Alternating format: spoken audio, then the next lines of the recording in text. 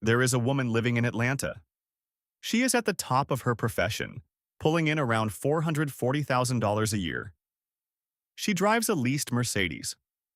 Her children attend one of the most expensive private schools in the city. On weekends, she is at restaurants. Good ones, always.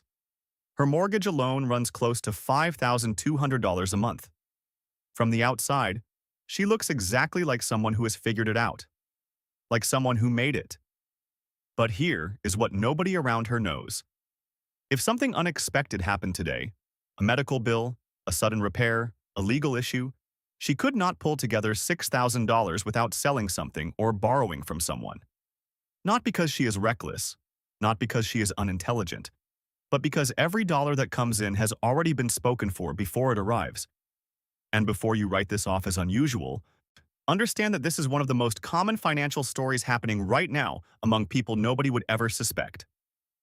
A recent study found that a striking number of households earning between $280,000 and $460,000 annually describe themselves as living paycheck to paycheck, not occasionally stressed. Paycheck to paycheck. People who earn in a single month what the average worker earns in a year.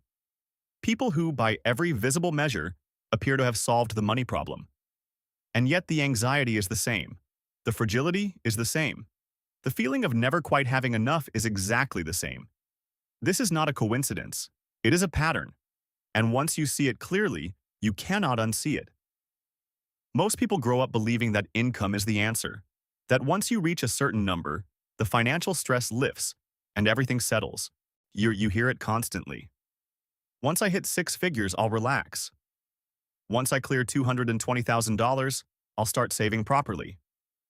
Once I'm making $550,000, money won't be an issue. And it sounds reasonable. It sounds like a plan. But what actually happens is something completely different. Because income does not fix the underlying behavior. It just enlarges it. The same habits that made saving difficult at $60,000 will make it difficult at $400,000. Only now the spending is bigger.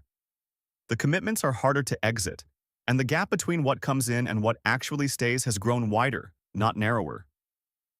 The mechanism behind this is not complicated, but it is easy to miss because every step of it feels justified in the moment. It never begins with one irresponsible decision. It begins with a series of completely reasonable ones. On you start earning more, and you move into a better apartment. That makes sense. Your old place was a chapter that is finished. You get further along in your career, and you buy a proper car. That makes sense too. You are a professional now. You need to move through the world in a certain way. You start eating at better restaurants, traveling more intentionally, upgrading the things around you gradually. Each individual decision is defensible. Each one feels like a natural progression of a life improving. But what is happening underneath all of it is that your baseline is rising. And once a lifestyle baseline rises, it almost never comes back down. That is the core of the trap. Not that people make one catastrophic mistake, but that each upgrade quietly becomes permanent. The $180 dinner becomes the new normal. Business class becomes difficult to give up once you have experienced it. The larger home with the extra rooms no one really uses starts to feel like the minimum acceptable standard. And now you have a lifestyle with a fixed operating cost, and that cost rises whether your income rises or not. The moment your income plateaus or dips, whether from a job change, a market shift, a health issue, or simply a slow year, the lifestyle does not adjust with it. It stays exactly where it is, because stepping back now feels like failure. And so people do everything to maintain the surface, while the foundation quietly develops cracks. There is also something that happens psychologically when income grows, and it is rarely discussed honestly. As your earnings climb, your reference point shifts. You stop comparing yourself to where you were. You start comparing yourself to the people now in your environment. Colleagues, neighbors, social contacts, who are doing more. Better vacations, more expensive homes, newer cars. And suddenly, the things you thought would make you feel successful start feeling ordinary because the goalpost has moved. You hit the number you once dreamed about, and instead of satisfaction, you feel a low-level pressure to close the gap between where you are and where the people around you appear to be. This is not weakness. It is an entirely predictable psychological response to a changing social environment. But understanding why it happens does not make it any less financially destructive. Credit plays into this in a very specific way at higher income levels. There is a version of credit that people use to survive, to cover gaps, to handle emergencies, to bridge the space between income and need. But at higher income levels, credit takes on a different function. It is used not to survive, but to maintain a standard, to keep the lifestyle running smoothly, even when the cash flow gets tight in a particular month. The problem is that the outcome is identical regardless of the reason. Balances stay, interest accumulates, and month after month, a portion of future income is already committed to paying for past spending, which leaves less room to build anything real, which creates more pressure, which makes the credit more necessary, which tightens the loop further. Then there are the fixed obligations. This is the part of the trap that people feel most acutely, but talk about least openly. When your income grows, your creditworthiness grows with it. Banks will extend you more. Lenders will offer you more. And those offers tend to arrive in the form of bigger mortgages, larger car finance agreements, extended private school contracts, club memberships, upgraded insurance packages. Each one individually appears manageable. Each monthly payment seems proportionate to the income level. But collectively, they represent a set of permanent obligations that lock the income in place. You can no longer make free choices about your money because your money has already made its commitments. And unlike a single purchase, these recurring obligations do not go away when you get tired of them. Pulling back means disruption, embarrassment, and the uncomfortable feeling of going backward. Running parallel to all of this is something quieter, smaller, and in some ways more insidious. Convenience spending, food delivery on ordinary weeknights, subscriptions that auto-renew annually and never get canceled, premium tiers on apps you barely use, car services on days when you could easily drive yourself. In isolation, each of these is genuinely small, but they compound in a way that is nearly invisible until you actually add them up. And by then, most people do not add them up, because individually none of them feel like a real financial decision. They feel like rounding errors. But those rounding errors, across 12 months, often represent a sum that would have made a meaningful difference invested somewhere with purpose. Now here is what changes when you look at people who are actually building something real. And it is important to say that these people exist at every income level, because this is not a story about how much someone earns. It is a story about what they do with what they earn. The relevant number is not the income. It is the savings rate. Someone earning $350,000 a year and consistently putting away 35% of it is building serious, compounding, generational wealth. Someone earning that same $350,000 and saving 4% is essentially running in place while looking like they are winning. Same income, completely different trajectory, different life 10 years from now, different options, different freedom. The people who actually build lasting financial security tend to share one habit above everything else. They treat saving as an obligation that comes before spending, not after it. Or not, I'll save whatever is left at the end of the month, because the end of the month always finds a way to arrive with nothing left. But a portion of this income leaves immediately, before I see it, before I can spend it, before the lifestyle can claim it. This single structural shift, paying your future self first, without negotiation, is the most practical, most consistently effective financial behavior that exists. Not because it is complicated, because it removes the decision from the equation entirely. The money is gone before temptation can find it. And what happens when that money is consistently put to work? Compounding takes over. This is a concept that gets said so often it has started to sound like a cliché, but the actual mathematics of it are worth sitting with. When you invest early and consistently, the returns on your investments begin generating their own returns. And those returns generate returns.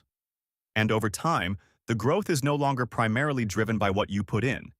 It is driven by what the money itself has been doing while you were living your life. Someone who starts seriously investing at 27 and maintains that discipline will often arrive at 55 in a position that someone who started at 40 with twice the income could never reach. Not because of intelligence, not because of luck, because of time. And every year of delay is a year of compounding that cannot be recovered. This is also why the people who build real wealth do not look the way most people expect. The research on this is consistent and surprising. The majority of genuinely wealthy individuals, people with substantial net worth, real assets, and actual financial freedom, do not live like the wealthy people you see performing wealth on social media or in popular culture. They drive ordinary cars. They live in comfortable but not spectacular homes. They check prices. They are thoughtful about where money goes, not because they cannot afford to be careless, but because that thoughtfulness is part of how they got where they are and part of how they stay there. The performance of wealth and the reality of wealth are almost entirely separate things, and confusing them is one of the most expensive mistakes a person can make. Because here is the other side of the equation. Looking wealthy is expensive, genuinely, systematically expensive in ways that go far beyond the obvious. The leased car that signals success has a monthly cost that recurs indefinitely. The private school has fees that escalate every year.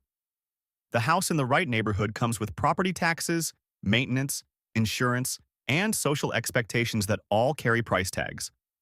The lifestyle is not just the cost of acquiring things, it is the cost of sustaining them, maintaining them, and the invisible social obligations that come attached to the image. Every dollar flowing toward the image is a dollar not flowing toward freedom. That is not a philosophy, that is arithmetic. The real measure of financial health, and this is the shift that changes how someone thinks about every financial decision they make, is not income. It is net worth. What you own minus what you owe. And these two numbers can look wildly different even when income is identical. Or two people can earn exactly the same salary and have net worths that are decades apart, because one of them has been building assets, investments, property, savings that compound, while the other has been building obligations. When you start measuring your progress by net worth rather than income, the entire filter through which you evaluate decisions changes. Spending on something that depreciates looks different. Taking on a new fixed obligation looks different. Every choice runs through a new question. Does this make my net worth grow, or does it pull it backward? Getting out of the cycle does not require dramatic sacrifice. It does not require a sudden reversal that humiliates you in front of your social circle. What it requires is intentionality, a deliberate, our honest look at which parts of your current spending are genuinely serving your life and which parts are simply habits that accumulated gradually until they felt like necessities. Some of what you are spending on, you actively love, and it adds real value to your daily existence. Keep it. But some of it, a surprising amount for most people, is simply there because it arrived gradually and was never questioned. The subscription that made sense 2 years ago and now runs invisibly in the background.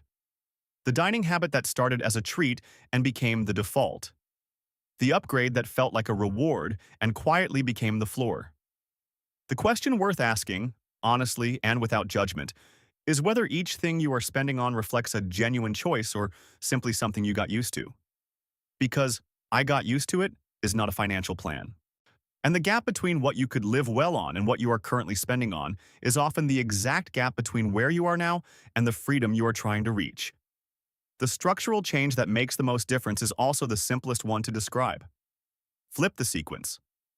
Instead of spending your income and saving whatever is left, automate a meaningful portion out immediately, before you adjust to it, before the lifestyle can absorb it, and then live on what remains. This is not a new idea. But there is a reason the people who do it consistently are almost always in a fundamentally different financial position from the people who intend to do it and never quite get there. Intention is not a system. Automation is a system. And systems work on ordinary Tuesdays when motivation is low, and the new season of something dropped last night, and there is a purchase that seems reasonable in the moment. The money moves before any of that happens. Alongside this, the thing that protects all of it, the investment that has to happen before the growth even matters, is a real financial buffer. Not a token emergency fund. Actual liquidity. 3 to 6 months of your real expenses sitting somewhere accessible. Because financial fragility does not just feel bad, it costs money. It costs money when it forces you into bad decisions under pressure. Taking a job you should have declined, selling investments at the wrong moment, going into debt for something that should have been manageable. The calm that comes from having a real financial cushion behind you is not emotional. It is functional. It changes how you negotiate, how you handle problems, how you evaluate risk. You cannot put a number on the quality of decisions made from stability versus decisions made from panic. But anyone who has experienced both knows the difference is enormous. Wealth is built through consistency, not through moments. Not through a single right trade, a single right property, a single inspired decision.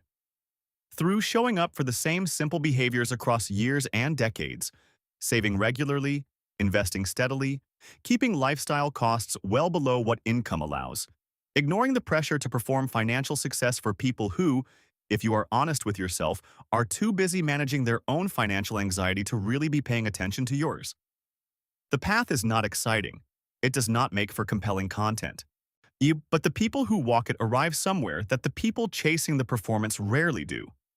And the real cost of the trap is not what it does to your bank account in any given month. It is what it does to your options over time. When your entire income is already accounted for by the lifestyle you have built, you cannot stop. You cannot take a risk on something you believe in. You cannot walk away from something that is making you miserable. You cannot help someone you love without it hurting.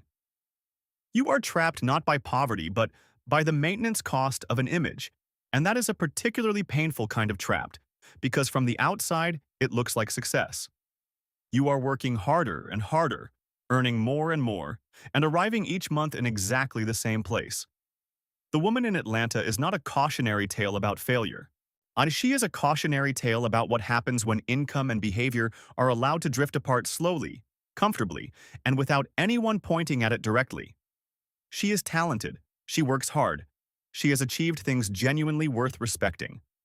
But somewhere along the way, the lifestyle got ahead of the strategy, and now the income is enormous, and the freedom is almost nothing. More money is not the solution. It never was. Control is the solution.